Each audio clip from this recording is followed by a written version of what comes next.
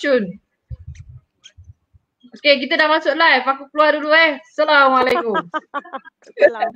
Jadi. Alright, Assalamualaikum semua dan selamat sejahtera. Okay. Bertemu lagi kita malam ni pada minggu barulah kan. Minggu baru bersama dengan saya, Citos, terapis anda. Okay, anda sakit badan, anda ada sakit apa-apa, saya lah yang anda perlu cari. Sakit badan, sakit lutut dan sakit semualah. Alright, so sebelum saya mulakan pada topik ataupun sharing saya pada hari ini, jom kita mulakan majlis ilmu kita dengan surah Al-Fatihah.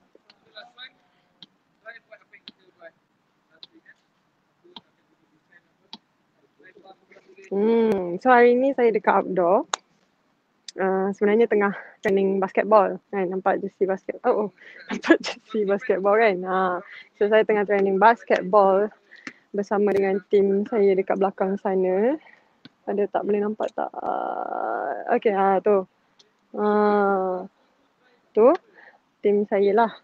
So disebabkan saya perlu melengkapkan komitmen saya pada anda semua, kan, sebab saya dah janji dah minggu ni saya nak share mengenai topik sakit tapak kaki. Sakit tapak kaki yang mana mungkin dikenali dengan plantar fasciitis. So benda ni saya yakin ramai antara kita yang ada, sama ada dia dah jadi plantar fasciitis ataupun belum. Jadi topik kita pada minggu ni adalah sakit tapak kaki. Tapak kaki kat mana? Sekejap saya tunjuk. Ni tapak kaki. Okey, kat sini. Alright, so tapak kaki yang saya nak masukkan di sini adalah bahagian tumit dan bahagian hadapan. Ni kalau kasut lah, kalau kaki sendiri boleh angkat. Bahagian kaki, tapak kaki. Alright, so tapak kaki adalah bahagian yang sangat-sangat penting yang mana ramai antara kita terlepas pandang. Okay, jadi sebelum saya share lebih lagi, saya nak share dululah sound okay ke tim. Dah ada orang masuk ke? Yelah, tak naklah saya share seorang-seorang kan. Tapi malam ni saya tak akan share lama lah. Mungkin like after 2 tips and then saya terus wrap up. Okay? Kenapa? Sebab saya ada training. Kan? Saya masih lagi seorang player basketballer walaupun saya tak masuk liga tahun ni. InsyaAllah saya akan masuk tahun depan. Alright. So yang dah masuk tu siapa agaknya boleh tak tim saya keluarkan nama, saya nak say hi dekat mereka yang masuk. Thank you so much sebab join saya punya live ni. And thank you juga kalau anda share kan. Tapi hopefully anda share lah sebab minggu ni kita topik sakit tapak kaki. Sakit tapak kaki ni ramai sangat-sangat antara, bukan setakat kawan-kawan lah, tapi kawan kepada kawan saya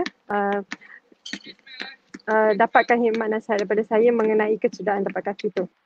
So dekat sini saya nak sentuh pasal plantar fasciitis. Okay? Plantar fasciitis ni adalah keradangan pada bahagian tapak kaki. Keradangan pada tapak kaki, kalau bahasa Inggerisnya inflammation. So inflammation dia, sorry. Plantar fasciitis means ada inflammation dekat tapak kaki. Okay. Kita go back. Okay, kita go back to the basic balik. Which is, saya selalu ingatkan kan, saya, okay, hi Azrul, hi Abang Insya, man. Thank you for joining tau. And then, okay, kita go for basic balik. Bila saya ambil course sport rehabilitation, which is sport injury kan. Di sebenarnya sport rehabilitation ni kalau bahasa sebenarnya adalah pemulihan sukan. Okay, pemulihan sukan. Okay, pemulihan sukan tu maksudnya kalau anda ada kecederaan yang melibatkan sukan ataupun fitness, sama je. So, saya lah yang anda perlu cari. Sport therapist, saya sport therapist kan. Tapi bila saya dah graduate, bila saya dah masuk dekat industri, saya realise yang sebenarnya sport industry ni sangat-sangat besar. Sebab apa? Ramai, bukan sahaja kita yang main sukan ni yang apply that knowledge, but orang biasa juga. Okay? So, saya punya tetamu ada datang. Alright, jadi so kita go for the basic balik. Basic yang saya nak anda semua ingat adalah mengenai keradangan. Keradangan ni atau bahasa Inggeris dia adalah inflammation. So inflammation adalah perkara biasa. Air sikit. Thank you. Thank you kawan saya terima bagi. Alright. So inflammation, nanti bawa masuk. So inflammation adalah perkara basic yang semua orang perlu faham benda tu. Okay, contohnya kan, inflammation ni kita faham keradangan. Dia bukan bengkak tau, dia adalah keradangan. Contoh keradangan tu adalah, macam mana?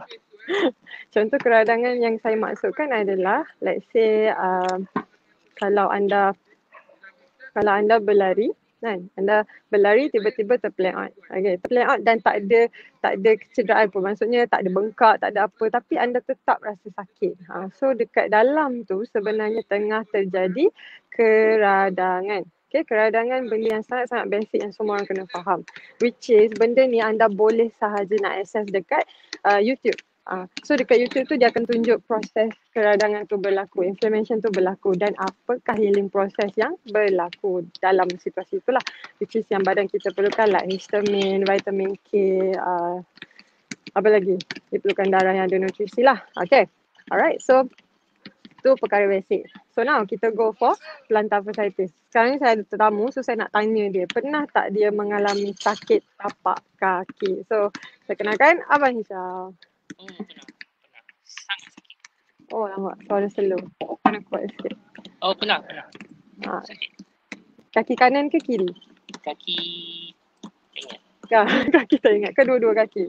Sekejap kaki sebelah je, sebelah. Kaki Rasa kiri lah. Kiri Kirinya. Okay. Disebabkan berlari ataupun cycling? Disebabkan berlari.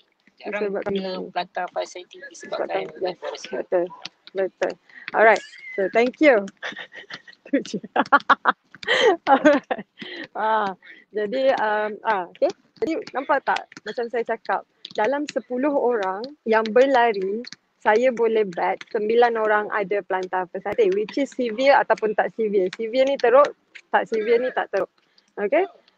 Contoh kalau kita tanya, Ustaz, kau pernah sakit tapak kaki tak? Pernah? Kanan kiri? Kanan. Sebab apa? Futsal ke lari? Dua-dua. Nampak tak? Saya tanya orang sebelah je. So orang sebelah pun ada juga. So ni bermakna topik plantar fasciitis ataupun topik sakit tapak kaki ni jangan diabaikan lah. Jangan diabaikan. Mungkin kalau sakit tengkuk ke apa anda bolehlah nak abaikan kan. Tapi kalau sakit tapak kaki ni sebenarnya jangan abaikan. Alright. So boleh tak tim saya, rasa tim saya dekat belakang ni boleh tak tunjukkan apakah itu plantar fasciitis? Plantar fasciitis. Plantar P-L-A-N-T-A-R-F-A-C-I-I-T-I-S. Fasciitis ni dia stand for bengkak. Apa tu? Dia stand for ada keradangan. Dia bukan bengkak. Bengkak ni swollen kan. Inflammation ni keradangan. So dia dua perkara yang sangat-sangat berbeza lah. Keradangan dan bengkak benda yang berbeza. Tapi dalam bengkak ada keradangan. Keradangan tak semestinya bengkak. Sama macam saya cakap pain. Kan pinjam air satu. Air tadi dah habis lah. Contoh ni air. Dua-dua air. Tapi yang ni air kosong, yang ni air ada gula. Kan? So dia sangat-sangat different lah. Okay, so contohnya ni inflammation. Yang ni bengkak. Okay? Sorry. Ni inflammation, ni bengkak. Tak. Tukar. Okay, ni inflammation, ni bengkak. Inflammation ni bengkak. Patut pening. Ni, yalah, ni inflammation. Kan, yang ni bengkak. Okay, so salah. Yang ni lah. Okay, ni bengkak So tadi saya cakap bengkak mesti ada inflammation. So saya salah lagi. Pening. Alright. Ni bengkak. Kan? Okay, ni bengkak, ni inflammation. Alright. So dalam bengkak ada inflammation. Betul tak? Dalam air ni mesti ada air kosong dulu. Kan? Tapi dalam air ni ada tak air gula? Tak ada. So that's the difference lah yang senang kita tengok. So yang ni swollen, yang ni inflammation. Dalam swollen mesti ada inflammation. Tapi dalam inflammation tak semestinya ada swollen. Okay, kalau bahasa Melayu dia lebih mudah. Dalam bengkak mesti ada keradangan. Dalam keradangan tak semestinya bengkak. So that's why kebanyakan antara kita yang ada inflammation dia tak nampak pun. Sangat-sangat tak nampak. Tahu-tahu sakit je, tekan je sakit. Tapi tak ada bengkak pun. Contoh kalau ada tear grade 1 ke grade 2 kadang-kadang bengkak tak ada. Contoh orang kena kita contohlah kita ambil SCL, kita ambil meniscus tear ke, tak ada bengkak pun kat luar. Tapi dalam sangat-sangat sakit. Sangat sakit. So yang sakit tu adalah inflammation keradangan. Okay, so kita tengok pada gambar tu kan. Gambar tu nampak tak yang kawasan merah tu adalah kawasan yang mengalami inflame plantar fascia. Sebab tu nama dia plantar fasciitis. Plantar tu tapak kaki.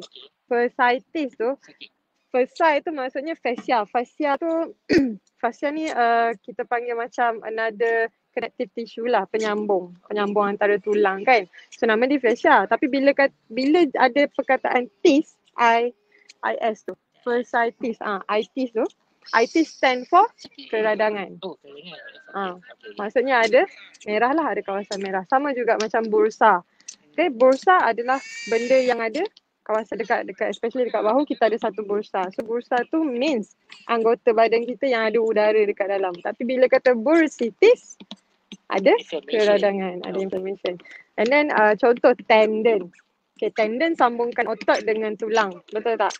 Tapi bila kata tendonitis maksudnya ada keradangan dekat bahagian tendon. So that's why bila anda dengar doktor kata, okay doktor dah buat diagnose kan, sebab doktor sahaja yang boleh keluarkan dia punya impression.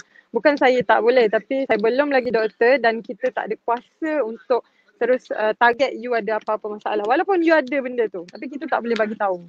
Sebab ni etika dalam medical health lah. Jadi siapa-siapa yang bila doktor sebut tis dekat belakang tu, terus faham. Maksudnya ada inflammation.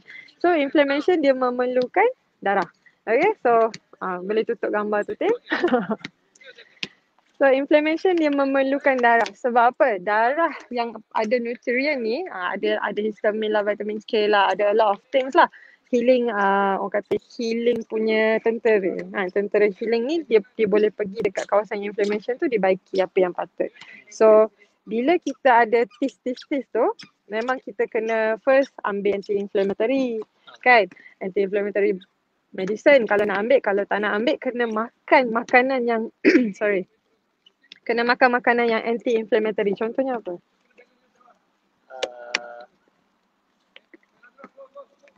Vitamin. Angin kuat pula.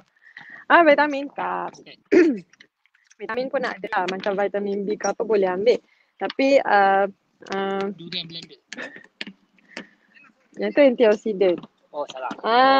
Yang ni anti-inflammatory. Ada. Dia herbs. Panadol. Panadol. Bukan. Panadol tu medicine. Yang ni makanan yang real food lah. Yang solid punya food tu. Yang memang kita sebenarnya selalu makan je. Waktu kita kat kampung ke, kita mesti makan punya. Warna dia kuning. Kunyit. Oh. Allahu Akbar. Mana ada makan labu tiap-tiap hari. Okay, so kunyit. Kunyit adalah agent anti-inflammatory lah yang natural punya sources. So bolehlah makan kan. Contoh macam kalau anda ada bengkak-bengkak ke apa, bolehlah minum air halia, minum air kunyit ke, ataupun makan pil kunyit. Turmeric kan. Turmeric macam tu. Turmeric. Ada yang buat pil terus, telan je. Sebab dia natural punya way. Kalau nak makan lah.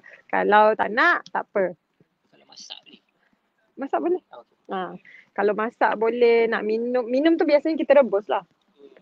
So kita makan rebusan tu. Ataupun kita buat macam apa, singgang kan. Singgang tu kan. So kuah singgang tu minum lah. Okay. So that's why macam orang belah timur ni, dia orang suka singgang-singgang.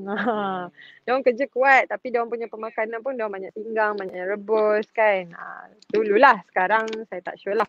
Kan, sebab sekarang kan generasi baru dah banyak makan makanan segera. Okay, jadi berbalik pada isu kita tadi yang plantar fasciitis. Apa nak buat dengan plantar fasciitis ni? Ya, sebenarnya tak ada cara apa pun. Bila anda dah kena plantar fasciitis, theoretically 6 bulan anda kena rest.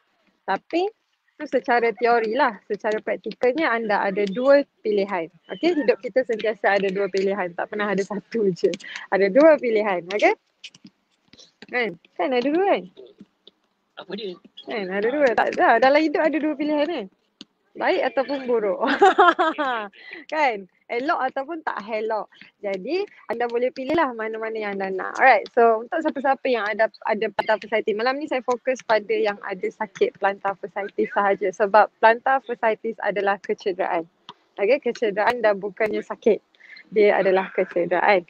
So, bila anda ada plantar fasciitis, please jangan buat aktiviti yang orang kata apa tu? Exaggerate ya? Apa tu? Exaggerate kan? Yang menambahkan lagi sakit. Cuba cari aktiviti lain. Contoh kalau plantar fasciitis disebabkan berlari, kita try another alternative. Cycling, swimming, naik motor. Kan, naik motor. Kita buat tour ke, naik kereta ke, kan. Ataupun kita pergi gym, kita buat stationary punya cycling. Ataupun cross trainer pun boleh guna. Ataupun kita boleh buat weight training tapi upper body dan kaki yang tak affected. Kalau dua-dua yang kena, dua-dua kaki, tapak kaki sahaja yang rest. Bukannya calf, bukannya peha, bukannya punggung. Yang tu semua kena workout. Tapak kaki sahaja yang perlu rest. And then ada juga yang tanya pada saya, boleh ke letak ais? Okay, isu ais ni sebenarnya bukan tak boleh. Dia fakta ni dah lama kan, dah lama kita dengar. Tapi nak cakap ni saya pun tak sure anda baca ataupun tak this artikel yang dikeluarkan sendiri oleh founder yang keluarkan RICE tu, RICE tu. Saintis yang buat RICE tu, dia sendiri keluarkan statement, dia cakap ais ni akan melambatkan proses healing. Melambatkan. Sebab apa? Bila ada keradangan, kita perlukan darah. So, bila kita letak ais, darah jadi slow. Kan? So, that's why bila saya tahu that fakta, which is benda ni memang fakta, tak boleh nak ubah macam mana dah kan. Dia punya saintis sendiri yang cakap, takkan saya nak beta. Kalau saya nak beta, saya perlukan a lot of research kan. So that's why saya suggest dekat anda semua, why not try je SB96. Sebab SB96 yang saya provide dalam company saya ni memang one of dia punya function untuk mengurangkan keradangan. Dia dah claim dekat situ. 3 fungsi utama. First, sanitizer. Second, kurangkan inflammation. Third, kurangkan DOMS. Okay. So bila yang dua last ni. Sebab yang pertama ni bila dikata di sanitizer sebab dia ada nanosilver particle, another things. Tapi yang LAE tu, light activated energy. Kan dekat bawah tu, light activated energy. Yang mana lari dah. Light activated energy. Yang ni yang untuk darah sebenarnya. Yang ni untuk darah. So somehow saya sebenarnya macam bukan tak tahu nak educate anda, tapi sebab benda ni sains, fakta, orang tak suka sangat dengar. Sebab orang suka dengar like benda yang macam viral, yang macam banyak testimoni. Kita ada testimoni, bukan tak ada, tapi kita bukan produk yang testimoni based. Kita produk yang scientific base. So bila scientific base ni memang kita cakap benda tu adalah activated energy, far infrared punya teknologi cahaya yang mengecilkan saiz bahan tu masuk ke dalam kulit terus kepada darah. So UTM ada buat satu test kan, UTM ada buat satu test yang menunjukkan keadaan darah kita dalam keadaan biasa macam sekarang ni. Kita terdedah dengan banyak radiasi kan, radiasi daripada phone ni sendiri, daripada air ke, daripada luar ni ke, daripada kawan sebelah ke, kita ada radiasi. Sebab masing-masing ada wavelength. Okay, so wavelength tu berlaga, so dia akan ada radiasi. That's why UTM punya saintis tu dia tunjuk darah kita sebenarnya dalam stetoskop, dalam mikroskop tu dia bertindih-tindih. Dia menempel-nempel each other. So dia macam ni kan. So bila darah ni yang orang Melayu panggil apa? Darah berkumpul. Bukan bergumpal je juga, orang panggil juga. Ataupun dia panggil darah, bukan clot, dia bukan clot. Darah tak lancar tu. Darah sumbat lah, apalah, kan. Darah tersumbat lah, darah tak lancar lah, darah tersumbat lah biasanya. Okay, tersumbat. So actually bukan tersumbat, dia accumulate to each other. Dia menempel antara salah satu sama lain kan, antara satu sama lain. So bila dia menempel, perjalanan dia tu tak lancar. Sebab aku nak pergi, kau nak pergi, aku nak pergi, kau nak pergi. So that's why bila kita spray, bila saintis tu spray, dia spray dekat bahagian badan lah. So dia nak tengok darah ni kan, dia ambil darah dekat tin ni. So bila dia spray, dia ambil balik darah dan dia tengok darah tu dia dah start regang. So dia dah start meregang lah, dia tak accumulate to each other. So that's why dekat situ lah saya, CITOS kan, CITOS Rehab and Recovery ambil this fakta dalam membantu recovery passion kami. Sebab apa? Passion-passion kami ni semua yang injured. So bila injured, kita perlu cari cara macam mana nak lancarkan darah mereka.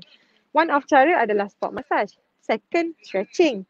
And then why not kalau ada produk yang diorang boleh bawa balik dan tak perlukan perkhidmatan kami setiap hari dan diorang boleh maintain by themselves, why not kita saja. So SB9C is the best one because bila darah kita dah start melerai kan, dah telerai tu, kita perlu bagi dia signal dekat mana yang dia perlu pergi.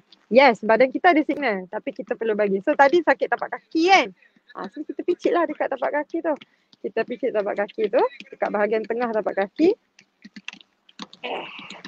Tak kena angkat kaki. Okay, sini. Okay, kita contoh plantar fasciitis tu kena dekat sini.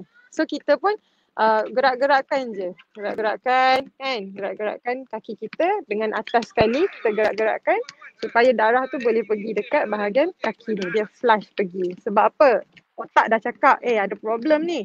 Tapi kat mana aku nak kena pergi dulu. So kita dah bagi signal, so dia akan pergi dulu. Bukan kata otak kita tak boleh berfikir, tak. Cuma kadang-kadang terlalu banyak radiasi, signal dalam badan kita pun boleh bercelaru. Okay? So that's why perlu sangat-sangat kalau siapa-siapa yang dah beli SB96 tu, please tanyalah saya dekat mana nak spray, dekat mana nak apply yang sepatutnya. Alright, hi Azrul Masuri. Okay, so hi Amal.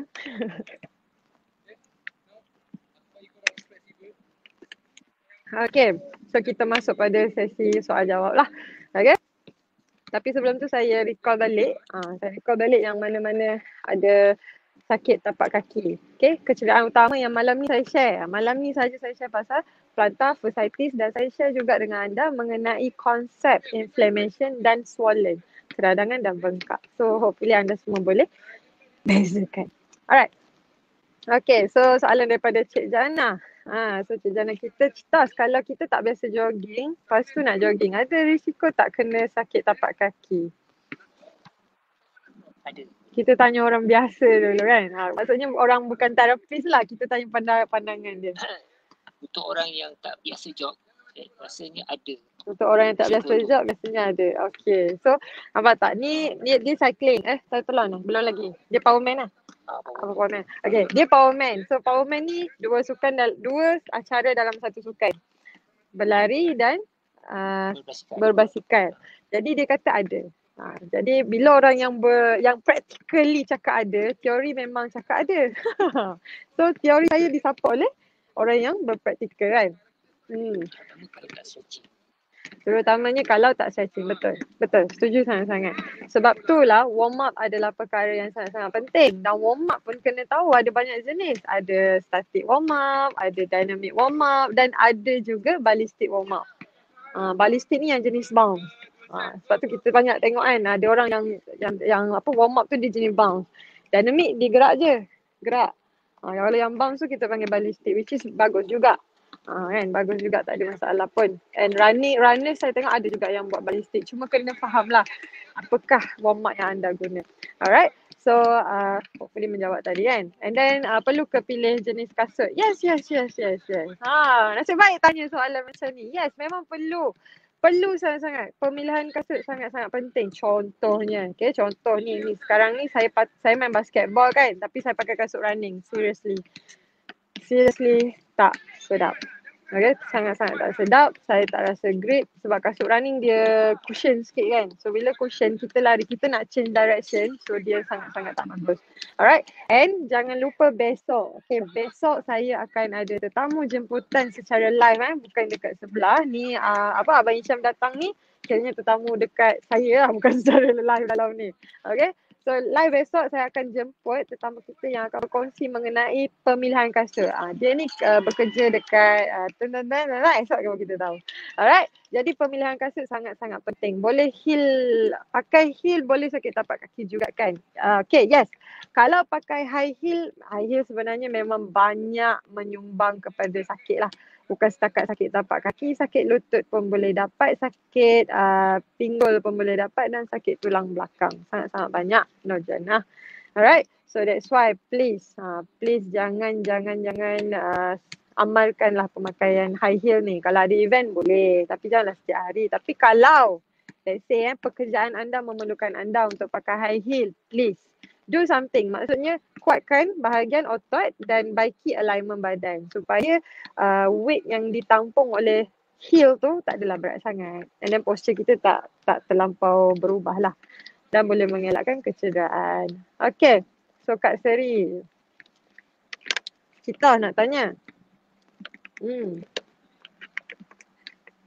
Saya suka pakai heel, okey tak untuk kaki saya? So tadi saya dah jawab lah. Dia tengok lah, dia bukanlah kata tak boleh pakai, tak boleh. Saya tak boleh cakap macam tu.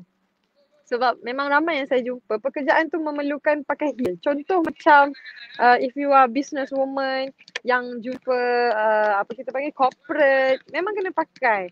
And then kalau you pegawai ataupun customer service pun kena pakai. Unless kalau you punya company tu bagi lah macam tak apa, tak payah pakai sport shoe tak apa. Tapi sebenarnya tak boleh. Dia appearance lah. Appearance memang kena pakai. Even saya pun pakai. Bukan saya tak pakai. Tipulah saya tak pakai. 12 inci lagi. Saya pakai tapi tengok event lah kan. Tengok event. Alright. Hi coach, dekat mana tu? Ni dekat SS4 PJ. Dekat basketball punya court. Alright. Next, adakah kaki jenis flat ni boleh berisiko untuk sakit tapak kaki? Oh, flat footed. Yes, sebenarnya flat footed ni bahaya juga. Dia bukan sekadar flat footed tau. Dia ada flat, dia ada high arch. Tu dua kaki yang membahayakan. Ada orang dia ada arch tapi ada yang terlalu high arch. So bila high arch pun bahaya. Kalau flat pun bahaya. So semua boleh menyumbang kepada sakit tapak kaki. Sama ada dia kena ankle punya injury ataupun dia boleh kena knee punya injury which is meniscus tear boleh kena disebabkan flat footed. Jangan main-main dengan flat footed. Tengok tapak kaki anda sekarang ada arch ataupun tak ada. Kalau tak ada arch, tolong bina arch tu. Macam mana nak bina senang je. You just gerak-gerakkan jari kaki tu setiap hari. Okay, kalau boleh grip barang dengan jari kaki tu lagi bagus. Sebab boleh mengelakkan kecederaan. Okay, so saya rasa sampai, ada lagi soalan sebab rasanya sampai dekat sini je. Alright, sorry. Okay, Cita, katanya SB96 punya harga promosi akan berakhir ke? Yes. Yang ni pun saya bukanlah kata lupa nak umumkan. Tak. Tapi sebenarnya memang saya akan up lah status lepas ni, memang harga promosi untuk SB96 akan berakhir. Sebab harga sebenar dia adalah RM168 dan dikurangkan disebabkan MCO kepada RM98. So now, dia punya HQ dah back to normal punya price lah. Sebab tu saya cakap ni bila produk ada teknologi memang dia agak costing sikit lah. Tapi why not kan? Why not anda invest untuk diri anda sendiri, bukan untuk saya pun. Kan invest untuk kesihatan diri anda sendiri. Sebab yang sakit anda bukan saya. Sama je kalau anda sakit jumpa saya dengan anda beli SB96. Sama saja. Jumpa saya lagi mahal. Alright. Jadi harga ni memang akan kembali pada normal lah, RM168. Tapi nanti saya akan buka order untuk 40 orang yang terawal sahaja. If I'm not mistaken, nanti saya akan update balik lah. 40 orang terawal sahaja untuk dapatkan harga RM98. The rest memang dah tak ada. Alright. And then next, hopefully yang ni last nanti sebab ada training. Kaki saya kurang curve, kawan saya cakap tu kira flat footed ke? Yes. Static man. Betul. Tu dikira. Okay, soalan dia Amal. Okay, demi Amal. Sitoste. Kalau ibu jari lebam lepas hiking, boleh apply SB96 tak? Yes, boleh. Sangat bagus lah. Okay, sebab lebam ni dalam tu sasah memang ada, bukan setakat inflammation, ada swollen, ada semua. Ada everything. So, bila apply SB96 ni dia membantu untuk mempercepatkan proses healing. Proses healing bahasa Melayu apa? Proses penambahbaikan. Pemulihan, sorry. Healing adalah pemulihan. Okay, pemulihan. Pemulihan kecederaan tu. So, dia membantu. So, Amal, please spray. Tapi janganlah spray sampai basah. Spray sekali je. Lepas tu ingat, just grip sahaja bahagian lebam tu supaya darah tu boleh clear out and then darah baru boleh masuk. And then tinggikan kaki anda, paras jantung waktu anda baring dan tidur. Okay, so tu saja daripada saya untuk malam ni. Esok kita jumpa lagi dengan tetamu kita yang pakar sangat-sangat pasal kasut dan memang minat sangat-sangat pasal kasut daripada umur 5 tahun sampailah sekarang umur dia dah 20 lebih, memang gila kasut. Gila-gila sangat kasut. Esok baru tahu siapa. Kan? Jadi sebagai tanda sokongan anda, bolehlah follow saya punya Instagram, Citos Rehab and Recovery, like dan share supaya lebih ramai dapat manfaat daripada saya punya sharing. So itu saja untuk saya, itu saja daripada saya untuk malam ni. Sorry, siapa nak cakap, siapa-siapa yang masih lagi nak jadi agent dan dropship, please, kita masih perlukan sebab kita tengah membesarkan tim dekat Malaysia ni kan. So ramai yang memerlukan SB96 ni, cuma mereka tak tahu kan kat mana nak dapatkan. Adakah dengan Citos sahaja? Tak ada. So sekarang kita tengah train kita punya team agent dan dropship supaya mereka boleh cerita kebaikan dan kelebihan SB96 tersebut dengan teknologi yang ada, light activated energy. So anything you can call or WhatsApp me, okay? No problem. Saya bukan tak layan dekat PM, dekat Facebook punya messenger ataupun Telegram, tapi WhatsApp adalah saya consider orang yang serius nak bertanya dengan saya. Kalau dekat Instagram ke dekat lain-lain tu saya consider saya consider bukanlah anda main-main tapi tak straightforward. Okay, so hopefully kita saling menghormati satu sama lain. Saya bekerja ikhlas untuk keluarga dan negara dan agama.